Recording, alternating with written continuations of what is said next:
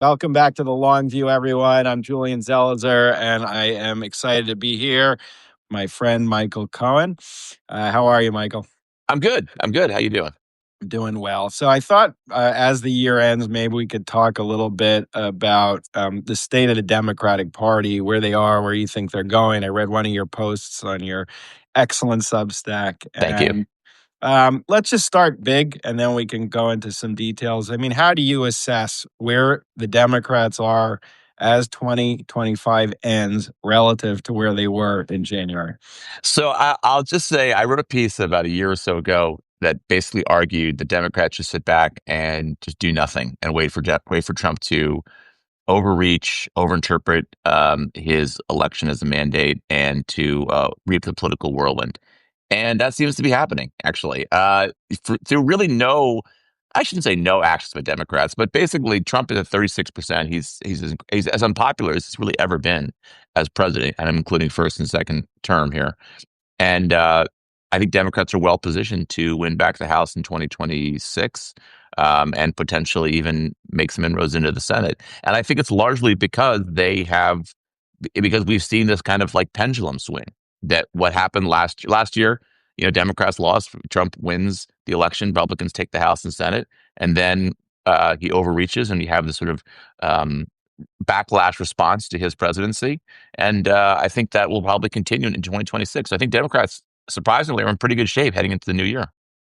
Can I ask you, write history, you study history Sure. like myself, and off-year elections, can be significant. They might not be significant. How do you assess what we saw this year, especially obviously New Jersey, Virginia, and New York, in terms of barometers of where the party might move? Well, I mean, two things. So first of all, step back there. You have Democrats have basically overperformed Kamala Harris's 2020 performance by on average of, I believe, 13 or 14 points in special elections and off-year elections. That is historically good. I don't think any party's done that well in special elections, which I think is a function of two things. One is that Democratic voters now are voters who tend to uh, vote. They are routine voters. It used to be the Republicans were the ones who always went to the polls, but now it's Democrats. And so that's helping them in these special elections. I think it's also the case that Kamala Harris probably underperformed in 2024 and Trump overperformed, which means so that's one reason why I think Democrats are doing better this year than they were last year. But I think it's also that Democrats just don't like Donald Trump, and they're pretty upset with the state of the country, and they're more motivated to vote than Republicans. And you see this all the time in special elections. It's not unusual. But when you have this backlash to Trump, enthusiasm among Democrats, and combine it with a coalition of voters who tend to vote more frequently than Republican voters, boy, that's kind of a perfect storm that's going to lead you to this kind of over performance by Democrats in 2025. And again, like I said, this has happened through pers- every election, both special elections that have low turnout and elections with higher turnout. You saw this Tennessee House race earlier this month, in which you had basically a turnout equivalent to the turnout that you got in a midterm election in 2022. So huge, huge turnout. And in that election, Democrats lost, but they overperformed Kamala Harris's numbers by 13 or 14 points, which suggests to me that this is a persistent trend. It's not just happening in these special elections. It's happening in elections where you have higher turnout. That's a great sign for Democrats heading into the new year What do you and think? for next Sorry, year. go Yeah. ahead. No, no, Go no. ahead. That's all I say. No, I'm I done. I'm mean, done.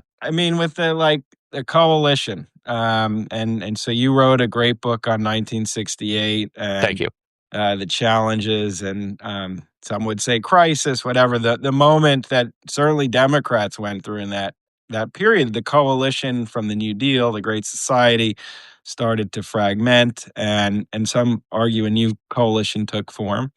Um, what do you think the coalition is today? I mean, there's a debate. A lot think it's a coastal party of overeducated people. Do you agree with that? And how Yes, would I you do assess? actually. I Yeah. do. I mean, I think that's actually one of the things people don't talk enough about. This has been a realignment in American politics in the past 10 years. Well, realignment may be too strong. Maybe a sort of mini realignment where suburban educated voters who used to vote Republican are now voting for Democrats. And you're seeing this in red states and blue states. And I was struck by something after the 2024 election. Obviously, Kamala Harris lost. A lot of people, criticized her for campaigning in places like in Wisconsin, for example, the Wow County, Waukesha. I forget how to pronounce the O County, Washington, and I can't remember how to pronounce the other one. But there's three counties that go around Milwaukee, and they've been traditionally Republican counties. She campaigned there with Liz Cheney and other former Republicans. A lot of people criticize her for that. Here's a fun fact. In Waukesha County, which is like one of the more Republican counties, suburban counties in the country, she did better than Joe Biden did in 2024. That didn't happen in 2020, I should say. That didn't happen in many places. So what you're seeing, I think, in a lot of these counties that once voted Republican is they have moved away from the Republican Party because of Trump's rhetoric, because of his misogyny, because of his racism, because of his policy they don't like, and they've moved more Democratic Party, and that again has given Democrats a base of support that I think is hugely beneficial to them. Um, so now the Democrats are in a situation in which they can rely on these suburban voters who vote in almost every election. Are we having an issue here? I I can't hear Julian all of a sudden. Oh, okay.